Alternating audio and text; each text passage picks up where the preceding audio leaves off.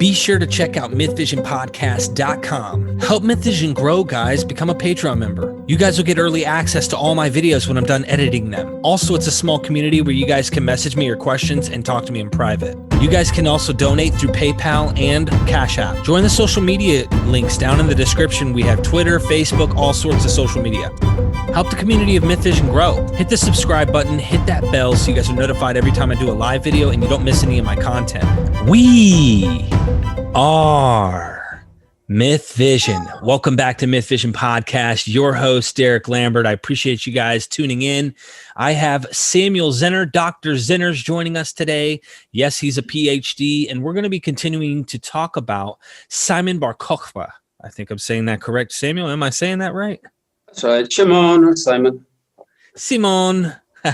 Yeah, I get the name Simon, Simon, sometimes a little mixed up. But we're going to be talking about how he has connections with the Gospel of John and how the author of John knows about this Simon of Bar Kokhba, if you will, this guy that held, he had a revolt that took place in 136, if I'm not mistaken. Correct me if I'm wrong. 132 to 136. Okay, so 4-year revolt that ended up worse than what happened in 70 AD that Josephus accounts for. Awesome. And so the only difference is we don't have a historian that's documenting from the Jewish, there's always two sides to every coin. And there's not a Jew historian on the par of Josephus that is writing the histories on behalf of the Jews. Yeah, we're getting history, but mostly from the Romans, if I'm not mistaken. And it's never really from a view that a Jew is taking the perspective on. Am I right? You're correct. But also, even from Roman historians, right, we don't have anything that's written immediately after the revolt. It's long. Everything is written long after. So that's the real difference between First Jewish War, right, where we had Josephus writing the history of the war almost immediately after it ended, more or less. Right? But we don't have a similar situation, similar, more or less contemporary sources for the Second Jewish War, the Bar Kokhba Revolt. Right. Wow. So take us into what you were going to talk about, because Dr. Robert M. Price, he has entertained this theory. He has mentioned it in passing on our channel, but we've never done like a discussion on it. And I think it was you, he was mentioning that you, and I know that there is other critical scholars that have made comments of the New Testament having some of this Simon Bar Kokhba connections to it. And one of them was, I believe, Herman Dettering. And he made mention of this scholar as well, but you also believe there's something here. So John's definitely late in the game, according to me and many of the scholars that I've looked at. I mean, and that's pretty much consensus even across the board. Even conservative Christians like to date John, a little later sometimes, but depending on how conservative they are. What are your thoughts? What's going on and where are the connections, if you don't mind? Or maybe you want to build your case up. No, sure. I'm not the only scholar who's claimed, right, that Bar Kokhba is alluded to, right, in the Gospel of John. The verse that's always cited is John 5:43, chapter 5, verse 43. I have come in my Father's name, and you do not receive me. If another comes in his own name, him you will receive. And so a lot of critical scholars have claimed that this other who comes in his own name that will be received by the Jews, right, whereas Jesus is not received by the Jews, right, it's an allusion to Bar Kokhba. And actually, most scholars who make this claim just cite the verse and say, well, right, this looks like a pretty strong allusion to Bar Kokhba. But as far as I know, no one has really built up a case, right? Where's the evidence for this? Right. Beyond one verse, right? Which I think is a really flimsy ground to stand on if you don't have anything else. And so what I did was compiled the evidence that I'm going to be talking about that I think reinforces, right, and supports this suspicion that Bar Kokhba is alluded to, right, in this verse, right? And it's, for me, it's an interesting topic because it in the end, I think that we can see the interplay, right, the mutual influences of Jewish and quote unquote Christian ideas, right, around the time, right, that the Gospel of John was published, right. And in any case, where you start off with is the Bar Kokhba coinage, right, because this revolt, right, they were organized enough to actually mint their own coinage through this revolt, right? And the name of the leader of the revolt is Shimon, right? In English, that would be Simon, right? Shimon is a Hebrew name. The verb, right, that this name is built out of is the verb for to hear, right? And it's a very famous verb because the Jewish daily profession of faith, if you want to call it that, right? It's called the Shema, right? The Shema Yisrael. And from Deuteronomy, it starts off in Deuteronomy 6:4. Hear, O Israel, the Lord our God, the Lord is one, right? So here, Shema, right? So this is cognate to the name, the Hebrew name Shimon, right? So what Bar Kokhba did, right? Bar Kokhba is a title that's given to him in the literature, which is Aramaic, which means the star, right? So this is his title, not his actual given name. So his name is Shimon. And on his coins, he usually abbreviates his name. And he, right, so he uses the first three letters of his 5-letter name, right? But the first 3 letters, which are Shin, Mem, and Ayin, right?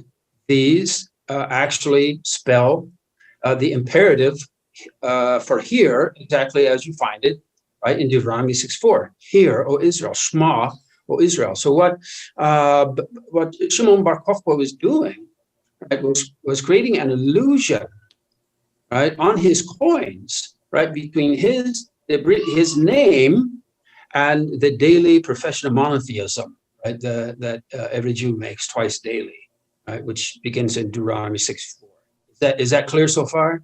Yes. All right. His name is connected to the Shema, to Hear, O Israel, our Lord is one. Right. Yes. Right. So, I mean, that could mean many things. I think on the on the most plain level or exoteric level, that would probably mean that, right, that Shimon Bar Kokhba is presenting himself as the symbol of and defender of, right, Jewish monotheism as it is daily expressed in the Shema, right? But what's interesting, all right, is that, all right, we go back to this verse in John chapter 5, verse 43. I have come in my Father's name and you do not receive me. If another comes in his own name, him you will receive. So, all right, if this is referring to Shimon Bar Kokhba, then that would make sense in light of the coins, right? Because of what the theological usage he's making with his name, right? So this verse in John could actually be referring to this practice, right, on these Bar Kokhba coins. But the point that is interesting is this: that's John chapter 5, verse 43. It is in John chapter 5, right, where the verb, the Greek verb for hear, first becomes theologically and statistically prominent in John. In other words, as you're reading, suddenly John chapter 5, that section, right, has more instances of the verb for hear, and they're more theologically charged, right, than in all the previous chapters and most of the following chapters. Right? Now, all right, so there's something that complements that, and that's that the same pattern fits for the verb and the noun forms for witness. This term witness is also very important theologically and Christologically in the Gospel of John. Right? It starts already in John 1. For instance, he says that John the Baptizer came for a witness, right, to the Logos, to Jesus. But the fact is that it's also John chapter 5, where the verb and noun forms for witness, right, first also become theologically and statistically, right, most prominent. Now, what's the significance of a witness, right, in relation to Bar Kokhba and the revolt and everything I've been talking about? Well, it's this, right? When you look at the Hebrew text of the Shema Yisrael, the first line, right, Shema Yisrael, right, Adonai Eloheinu, Adonai Echad. The last Jewish tradition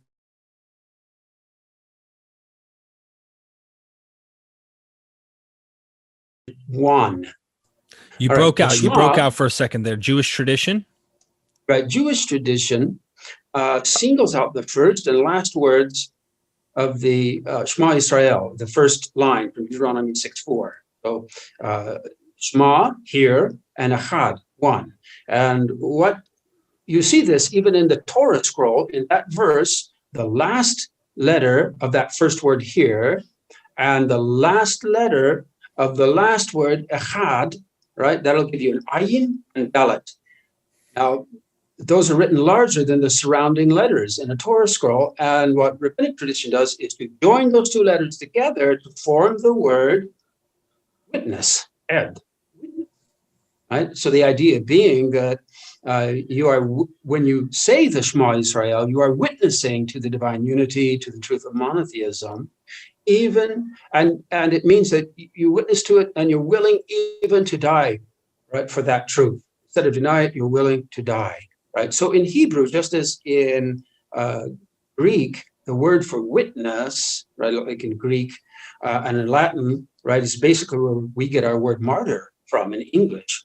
So to be a witness and a martyr, right, are etymologically coincide, right, in Hebrew and in Greek, right? Wow.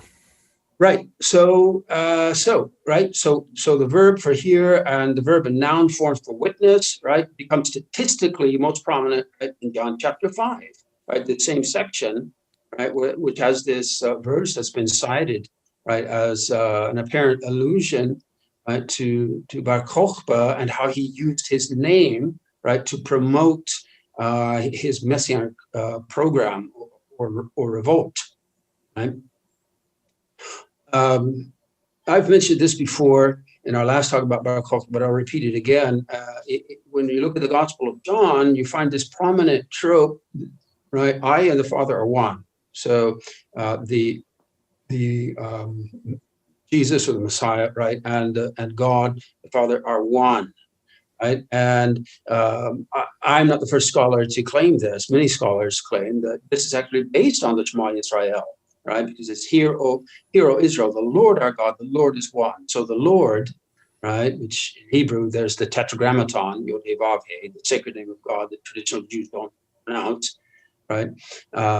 They substitute with the Adonai, or they just, say the letters, the four letters that constitute that name, Yod He Vav He. Now, it would seem that what the Gospel of John is doing, it's saying that the Messiah and God are one, and it's rooting it there in the Shema Yisrael, saying that, yeah, the Father is the first Lord mentioned in Hear, O Israel, the Lord our God, and the Lord is one, and the Son is the second instance of Lord, right? That verse in Deuteronomy 6:4 in the Shema. Now, also, anyone who's talking about the Gospel of John will know that the truth, right, the word or the concept of truth is theologically important in John, right?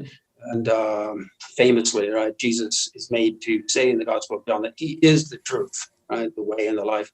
He's the truth. So truth is theologically important in John.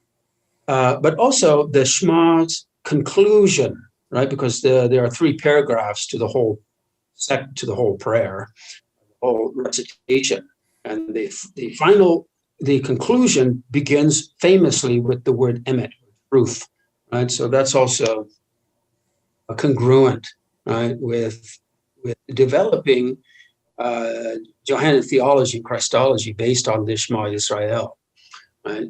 And also, John chapter 17 is one of the high points of the Gospel of John. That's the so-called high priestly prayer of Jesus. Right?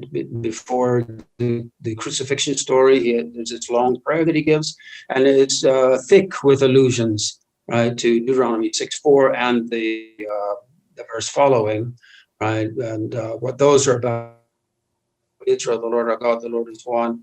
And you will love the Lord your God with all your heart, etc. Right?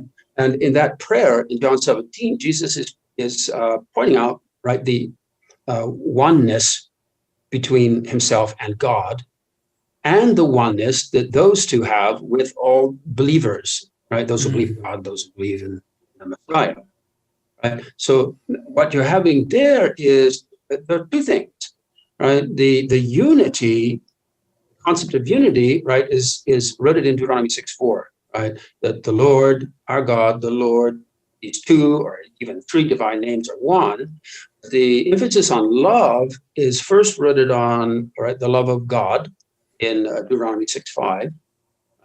But it's also rooted in this teaching that John gets from the synoptics, right? That Jesus says, the greatest commandment is, Hear, O Israel, the Lord our God, the Lord is one, and you will love him. And then the second commandment is the same, right? Which is, you will love your neighbor as yourself. So this is what John 17 is being based on. So you see, right, it's not as if John, right, is the first one to use the Shema to develop theology and Christology in the Gospels. Right? You have it in the earlier Gospels, right? Mark already, right, has Jesus claiming that the greatest commandment is, right, the Shema Israel. Hear, O Israel, the Lord our God, the Lord is one, and you will love the Lord your God. Right? So now here's another vital point. Right, we started off with John 5:43, which right, so many scholars quote, right, about apparently this Shimon coming in his own name and being accepted by the Messiah. But the very next verse, right, it says, Jesus says, you do not seek the glory, right, of that comes from the only God, right, the one God, right. So this is an allusion to, again, Deuteronomy 6:4. So in these two consecutive verses, you have an apparent allusion, right, to Shimon Bar Kokhba and the proclamation of the one God, right, in Deuteronomy 6:4. Right. Do you understand that? Yes. All right. So there's these multiple layers here. Now, moving on from John, right? Eusebius, a really famous church father and church historian, right? He writes the Bar Kokhba, right, was guilty of murder and robbery, right? So you have to understand that the Christian church fathers, right, have only bad things to say about Bar Kokhba, because for them only Jesus can be the Messiah, and anyone else who thinks he's a Messiah or that others have proclaimed as Messiah, right, can only be false Messiah. Right? So Eusebius says that Bar Kokhba was guilty of murder and robbery. Right? Now, if you want to find a parallel to this in the Gospel of John, it's really easy. That's John 10:10. The thief comes only to steal and kill and to destroy. Right? And that's just like 20 verses before, right? John 10:30, I and the Father are one. Right? So again, something being based on the Shema Yisrael. Right? Eusebius also tells us that Bar Kokhba claimed to be a light, right, that descended from heaven, right?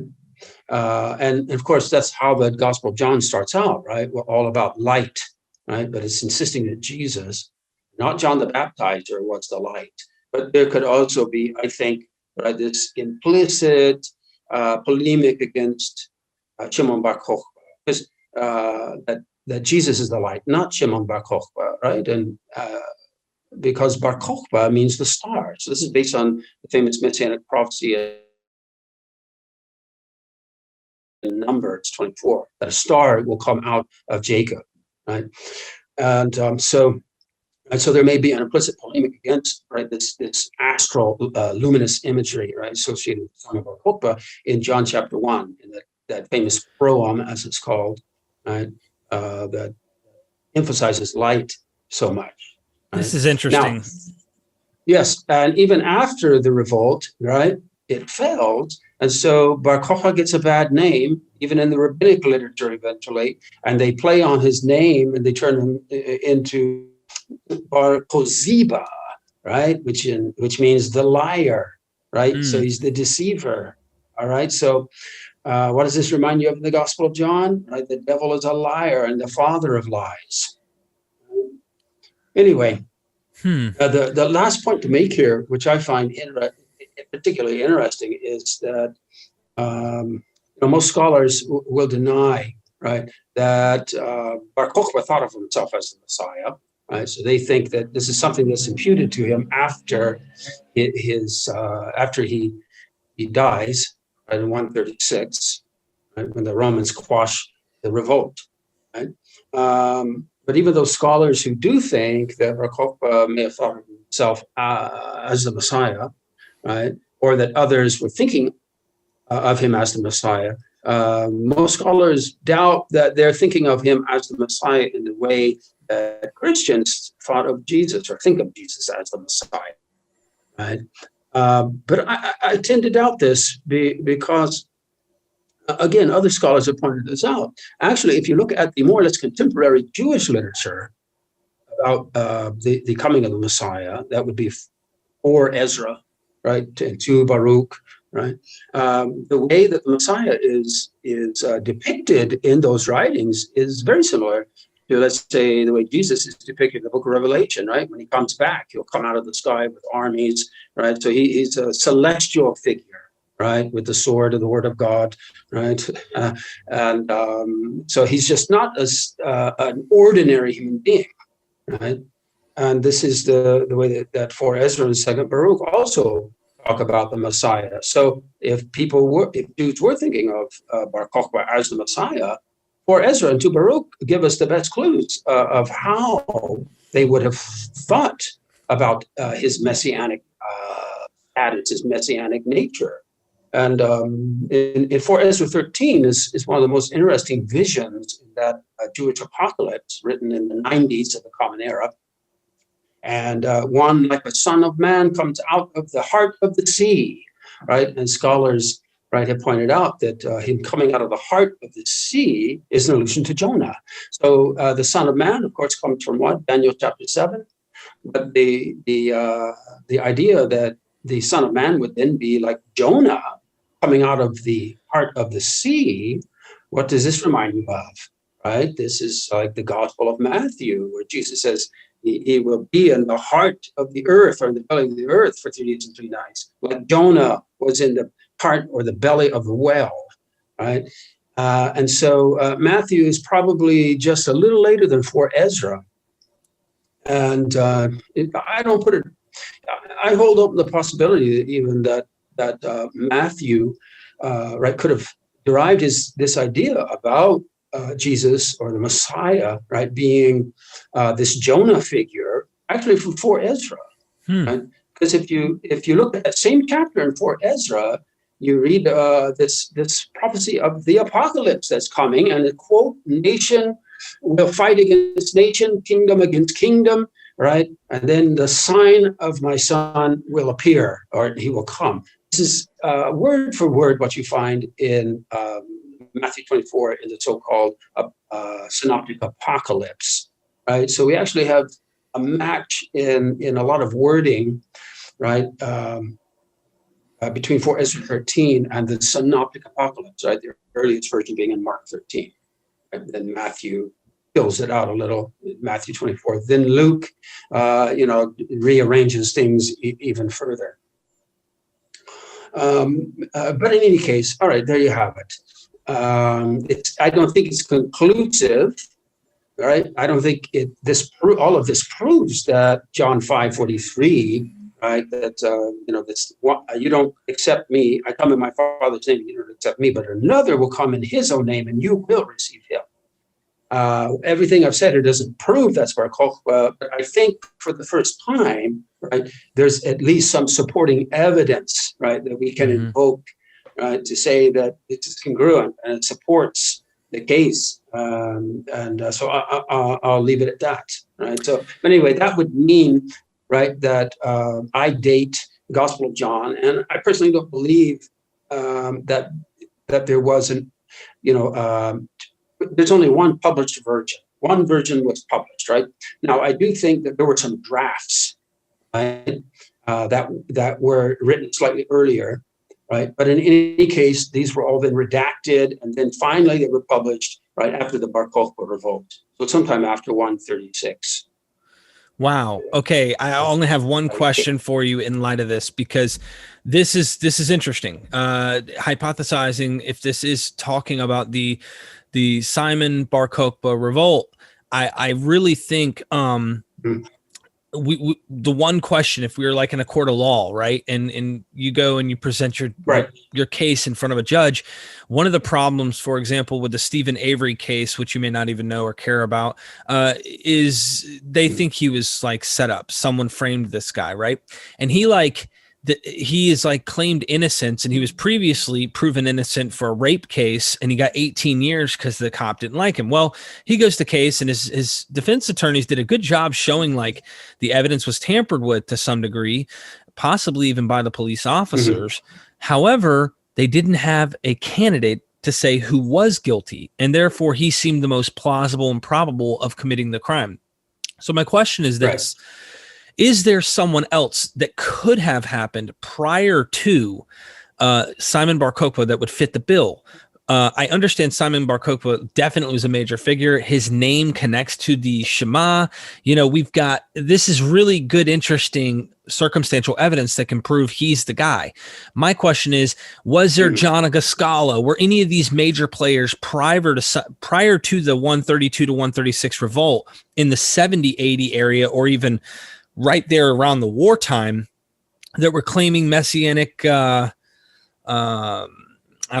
type of messianic claim? So I guess what I'm trying to get at is, either way, if John wrote this after 136, or it was published after 136, and he was aware of the Simon connection to the Shema, and he's kind of like polemically arguing against this guy, my one question to you would be, ultimately, is there anyone prior? Because if it was written after this happened, it could have been, it's written after the 70 AD revolt. Could it be referring to any of these figures that lead up to or post 70, right there in that time where the Jewish wars takes place that Josephus talks about?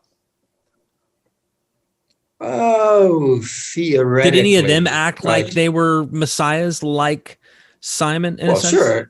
Sure. We had Josephus tells us about the various messianic claims.